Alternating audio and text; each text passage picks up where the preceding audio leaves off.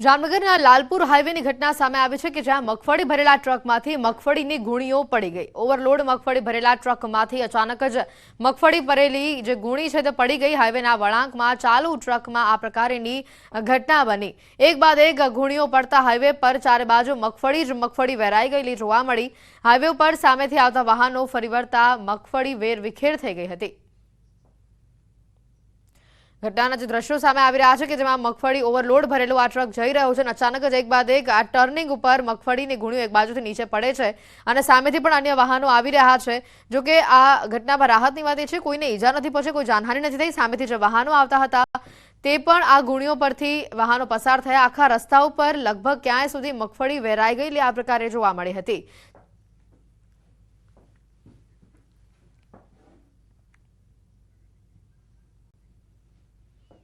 સુરેન્દ્રનગરથી સમાચાર છે કે જ્યાં જર્જરિત ટાંકી તોડી પાડવામાં આવી। 60 વર્ષ જૂની ટાંકી તંત્રએ ક્રેન દ્વારા તોડી પાડી।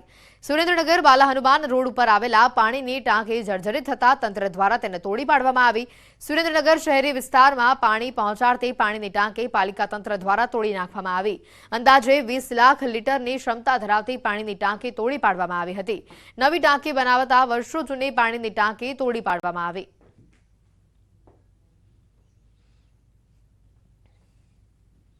અમદાવાદ વડોદરા એક્સપ્રેસ હાઈવે પર અકસ્માત થયો છે। એસિડ ભરેલું ટેન્કર પાછળ ટ્રક અથડાયો।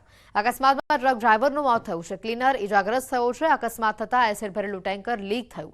અકસ્માતના પગલે 1 કલાક સુધી વાહન વ્યવહારને બંધ કરવાની ફરજ પડી હતી। સિટી બસની અડફેટે એક બાળકનું મોત થયું। ઘટના છે રાજકોટ શહેરની। રાજકોટના કણકોટ રોડ પર સર્જાયો આ અકસ્માત। લાભુભાઈ ત્રિવેદી એન્જિનિયરિંગ કોલેજની સામે આ અકસ્માત સર્જાયો। પરિવારે એકનો એક દીકરો ગુમાવી દીધો। 108 અને તાલુકા પોલીસ ઘટના સ્થળે પહોંચી જરૂરી કાર્યવાહી હાથ ધરી। બસના ચાલકે અકસ્માત સર્જ્યો। સિટી બસ પૂરપાટ ઝડપે ચાલતી હોવાનો સ્થાનિકોનો આક્ષેપ છે। ઘટના સ્થળે લોકોના ટોળા ઉમટી પડ્યા। પરિવારે એકનો એક દીકરો આ અકસ્માતમાં ગુમાવ્યો છે। પરિવાર પર અત્યારે આભ ફાટી પડ્યો છે। આપણે ત્યાં કહેવત છે કે રામ રાખે તેને કોણ રાખે। રાજસ્થાનના નાગોરમાં આવી જ એક ચોંકાવનારી ઘટના બની છે। ભયાવહ અકસ્માતનો ભોગ બનેલી કાર જોતામાં જ 8 ગુલાટી મારી ગઈ। પરંતુ ચમત્કાર એ હતો કે કારમાં બેઠેલા 5 લોકોમાંથી કોઈને પણ સહેજ પણ ઈજા થઈ નથી। સમગ્ર બનાવની વાત કરીએ તો નાગોર બીકાનેર હાઈવે ઉપર એક પૂર ઝડપે જતી કારનો અકસ્માત થયો, જેમાં કાર બેકાબુ થતા એક પછી એક 8 વાર તેણે પલટી મારી। ટક્કર એટલી જોરદાર હતી કે ગેટ આખું તૂટી ગયો અને ગાડી ત્યાં જ રોકાઈ ગઈ। અકસ્માતમાં ગાડીનો બુકડો બોલાઈ ગયો છે। જે ઘટના સીસીટીવીમાં સામે કેદ થઈ છે, જે જોતા જ લાગશે કે અંદર બેસેલા લોકો કદાચ નહીં બચી શક્યા હોય। પરંતુ આશ્ચર્યની વાત એ છે કે વાહનમાં સવાર તમામ 5 લોકો સંપૂર્ણપણે સુરક્ષિત રીતે બચી ગયા છે। હવે વાત એક સનસનીખેજ અકસ્માતની કરીએ તો થાઈલેન્ડમાં સર્જાયો છે ભયાનક અકસ્માત। એક સાથે 3 ગાડીઓની ધડાકાભેર ટક્કર થઈ। આ ટ્રિપલ અકસ્માતના સનસનીખેજ સીસીટીવી સામે આવ્યા છે, જેમાં જોઈ શકાય છે કે 4 રસ્તા ઉપર પૂરપાટ ઝડપે દોડતી 3 કાર ધડાકાભેર ટકરાય છે। આ દુર્ઘટનામાં એકનું મોત થયું છે, કેટલાય લોકો ઇજાગ્રસ્ત થયા છે। અકસ્માતના હૈયું હચમચાવી દે તેવા આ સીસીટીવી સામે આવ્યા છે।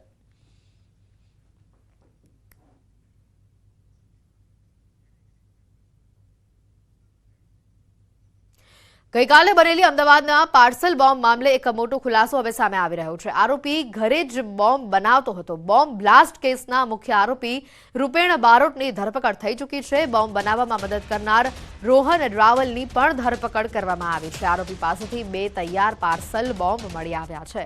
આરોપી પાસેથી એક તમંચો, 5 જીવતા કારતૂસ પણ મળ્યા છે। અત્યાર સુધીના કેસમાં 4 આરોપીઓની ધરપકડ કરવામાં આવી છે। બોમ્બ બનાવી પાર્સલમાં પેક કરી અન્ય વ્યક્તિને ડિલિવરી માટે મોકલ્યા હતા। ગઈકાલે જે પાર્સલ જેણે ડિલિવર્ડ કર્યું હતું એ ગૌરવ ગઢવી નામનો વ્યક્તિ કે જેને પકડી લેવામાં આવેલ, ગઈકાલે જે સ્થળ ઉપરથી જે પકડાઈ ગયેલ હતો, એ પછી અમારી જે ટીમ છે, જે સાબરમતી પોલીસ સ્ટેશનની ટીમ, મારી એલસીબીની સ્ક્વોડ, વિવિધ ટીમો બનાવી અને જે મેઇન સૂત્રધાર છે આખા ગુનાનો, જે રૂપેન બારોટ અથવા એ નામ લખે છે રૂપેન રાવ, અને બીજું જે નામ છે એ રોકી ઉર્ફે રોહન રાવળ એ બંને જે બેયના મુખ્ય આરોપી હતા એને પકડવા માટે જુદી જુદી ટીમો બનાવી અને એ ટીમ બનાવી અને એને પકડવા માટે કાર્યવાહી કરતા ગઈકાલે રાતે એ આપણને બંનેને પકડી લીધેલા છે. જ્યારે એમને પકડવામાં આવ્યા ત્યારે એમની પાસે એક કાર હતી અને કારની અંદર 2 જીવતા બોમ્બ તથા એક એમની પાસેથી દેશી તમંચો જે હાથ બનાવટનો જે રીપેને જાતે બનાવેલો હતો. બંને બોમ્બ પણ જાતે બનાવેલા હતા. બોમ્બ બંને લાઈવ હતા અને એ BDDS અને FSLની ટીમની મદદથી 3 કલાક જેટલી મહેનત બાદ આ લાઈવ બોમ્બને અમે એને નિષ્ક્રિય કરેલ છે અને બંનેની ધરપકડ કરેલ છે.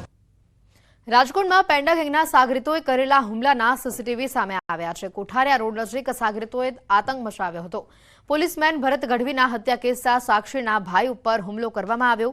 રમેશ ગજેરા સહિત 3 શખ્સો પર છરી વડે હુમલો કરવામાં આવ્યો. સમગ્ર મામલે ભક્તિનગર પોલીસ દ્વારા ગુનો દાખલ કરવામાં આવ્યો છે. 3 દિવસ પહેલા બનેલી ઘટનાના સીસીટીવી સામે આવ્યા છે. તો આ તરફ આતંક મચાવનારી પેન્ડા ગેંગનો ભોગ બનેલા પરિવારજનો સામે આવ્યા છે. તેઓએ આક્ષેપ મૂક્યો છે કે આરોપીઓને પોલીસ છાવરી રહી છે. 10:30-11 ની આસપાસ ઘરે જતા હતા ત્યારે આ રાજાએ એની ટોળકીએ અમારી ઉપર 9-10 શખ્સોએ જીવલેણ હુમલો કરેલો છે.